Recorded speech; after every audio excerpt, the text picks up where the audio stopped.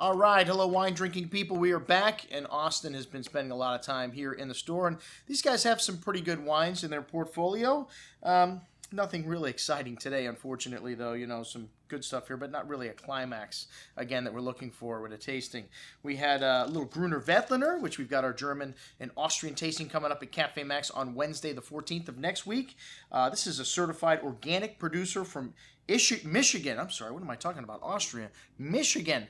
Every time I see Gruner Veltliner, I think Austria, but they do make wine in, I think, all 50 states in the United States of America, and this was surprisingly good for a wine from Michigan, which I hadn't think I've ever had a wine from Michigan before, maybe once.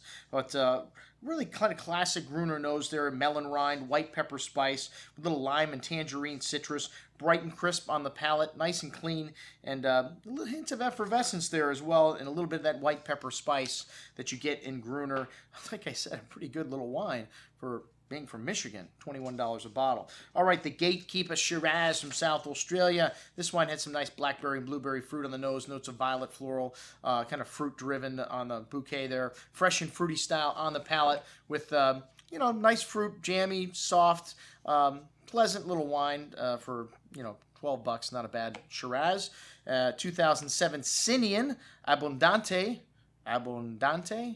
I guess that's how you say that. Columbia Valley. It's a blend of Cabernet Sauvignon, Merlot, Syrah, and Zinfandel. A bit of a sun-dried kind of character to the dark cherry and plum-like fruit on the nose. Notes of green bell pepper spice and dried tobacco. Fresh earth there as well. Juicy fruit on the palate with a bit of that peppery spice. Showing some dried tobacco there as well in the finish and earth. And nice balance here. Pretty good little wine for $30, maybe a little steep. Bodegas M. That's right, folks. M, which is just a letter. Tempranillo, Tinto del País, Paso Robles.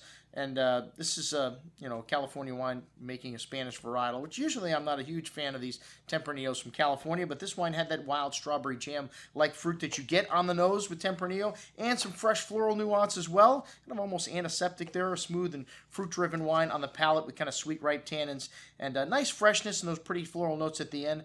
Pretty good little wine, kind of reminiscent of maybe Tempranillo from Ribeiro del Duero, a lighter, more classic style wine.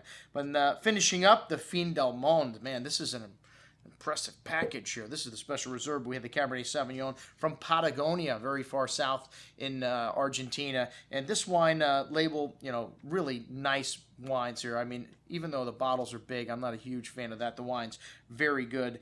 And this wine, maybe not quite as good as the special blend, but really nice aromas here of black currant cassiceberry fruit along with some fresh plowed earth and a little dark cocoa spice, and nice amount of that fruit on the palate there. Firm tannins, balanced acidity, maybe a bit green on the finish though with this wine here, but still a really good little wine there. But $34.50 again, maybe a little expensive. We're expecting a little better value from Argentina.